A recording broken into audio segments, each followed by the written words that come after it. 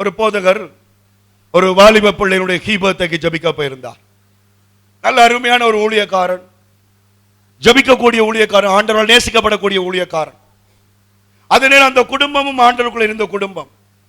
ஆகவே இந்த ஊழியக்காரன் கவனிங்க, அந்த கீபத்தைக்கு போய் அந்த மகளுக்கு கை வச்சு ஜபிக்கும் பொழுது, ஆண்டவரே இந்த பிள்ளை இந்த கீபத்தில் ஆசீர்வதியும், இனி இந்த பிள்ளைக்கு ஒரு முக்கியமான வயசா இருக்கிறபடியால் எல்லா தீர்மானங்களுடைய வல்லமை கூட இருக்கட்டும் என்றெல்லாம் ஜபிச்சுட்டு கடைசியில் ஒரு வார்த்தை சொல்லி ஜபிச்சார். ஆண்டவரே இந்த பிள்ளை தன் தாயை போல எங்களுடைய திருச்சபைக்கும் இந்த உலகத்திற்கும் ஆசீர்வாதமாய் இருக்க வேண்டும் என்று சொல்லி முடிக்கிறதுக்குள்ள அந்த தாய் கண்ணை திறந்து பாஸ்டருடைய கையை பிடித்து விட்டார். பாஸ்டர் எல்லாம் ஜபிச்சது சரி, இப்படி மட்டும் ஜபிச்சாமேன்னு சொல்லிடாதீங்க.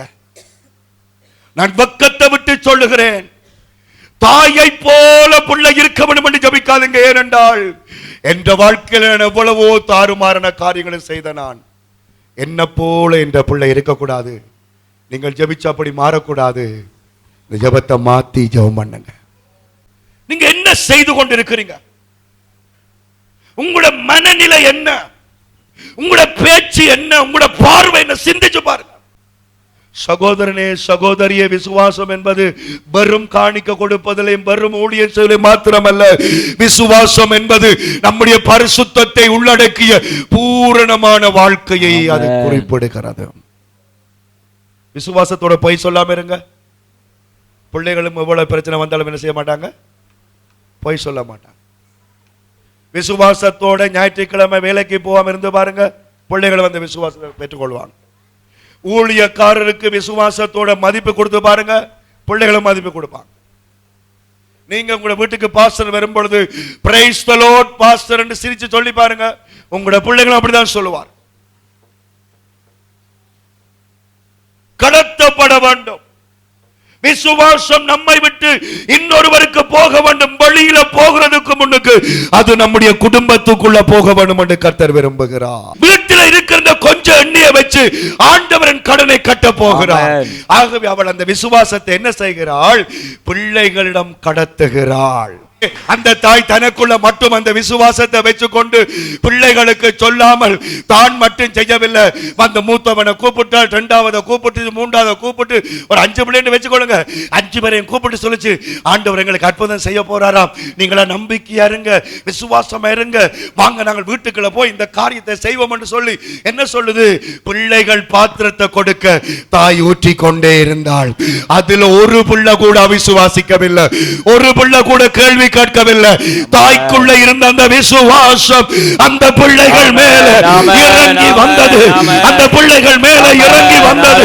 அல்லேலூயா, அல்லேலூயா. அப்படிப்பட்ட ஒரு கரை இல்லாத விசுவாசம் சாந்தி அக்காவுக்கு வர வேண்டும் என்று கர்த்தர் விரும்புகிறார். அல்லேலூயா. நீ மட்டும் மொட்டாக்கு போட்டுக் கொண்டு நிற்கிறதல்ல, உன்ற விசுவாசம் உன்ற பிள்ளைகளை பாதிக்க வேண்டும், பிள்ளைகளை தொட வேண்டும். அந்த விசுவாசத்தோடு பிள்ளைகள் இணைய வேண்டும் என்று கர்த்தர் விரும்புகிறார். எங்கட காலத்துல எங்கட சந்ததி கர்த்தரை தேட வேண்டும். அல்லேலூயா.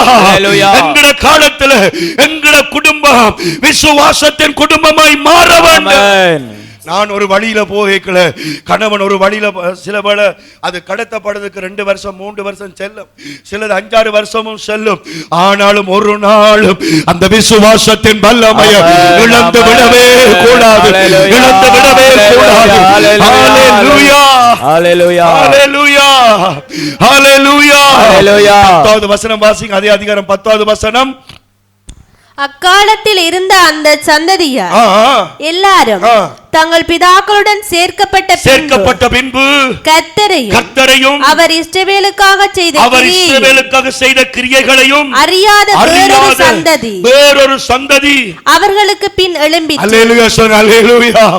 என்ன பாருங்கள், ஒரு கட்டம் வரும் பொழுது அந்த கடத்தப்பட்ட விசுவாசம் நின்று விட்டது. அதை யாரும் பொருட்படுத்தாமல் விட்டு விட்டார்கள். அதனால என்ன நடக்குது? கர்த்தரையும் அவருடைய அற்புதங்களையும் அறியாத வேறொரு சந்ததி அங்கே எழும்புகிறது. தேவ பிள்ளையே, என் சந்ததியிலே, இந்த வடகாடு திருச்சபையிலே கர்த்தரை அறியாத ஒரு சந்ததி எழும்பவே கூடாது. கர்த்தரை அறியாத ஒரு வாழ்க்கை வரவே கூடாது. அல்லேலூயா அல்லேலூயா அல்லேலூயா அல்லேலூயா. முகம் என்றால் என்னன்னு தெரியாது, போன் என்றால் என்னன்னு தெரியும் என்கிற பரம்பரை தான் எழும்ப போகிறோம். ஆமென் சொல்றீங்களா? கண்ட கண்ட மொக்கன்கள், குடிகாரங்கள், விபச்சாரக்காரங்கள், வேசித்தனக்காரங்கள் தான் இனிவரும் காலங்களில் பெருக போறாங்க. இன்றைக்கு சபை எங்க போகுது?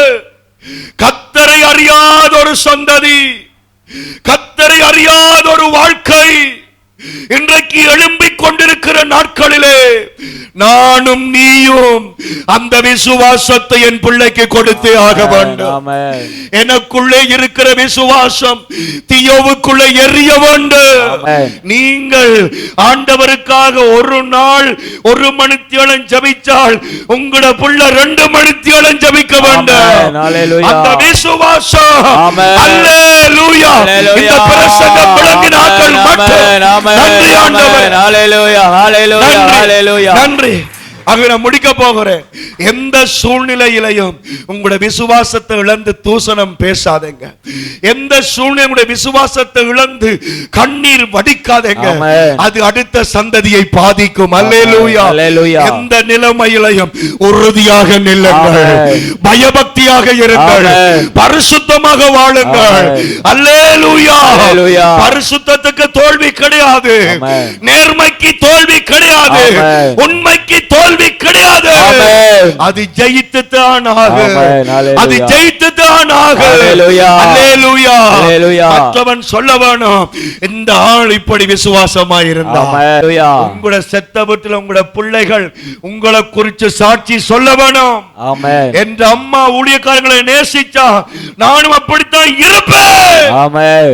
என்ற அப்பாவுக்கு என்ற அம்மா வாய் காட்டினதில்லை, என்ற அப்பா என்ற அம்மாவை சந்தேகப்பட்டதில்லை.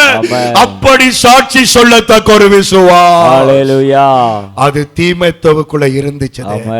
புதிய ஒரு விசுவாசம், புது மனுஷன், புது மனுஷி ஆண்டவருக்குள்ள சாட்சியா நிக்கிற விசுவாசம். என்ன பிரச்சனை வந்தாலும், என்ன கஷ்டம் வந்தாலும் விசுவாசமாய் கர்த்தருக்காக உன்னை கர்த்தர் கட்டி எழுப்புவார். உன் சந்ததியை கைவிட மாட்டார், உன் சந்ததியை விட்டு விலக மாட்டார். ஆண்டவற்ற துணை உன்னோடு கூட.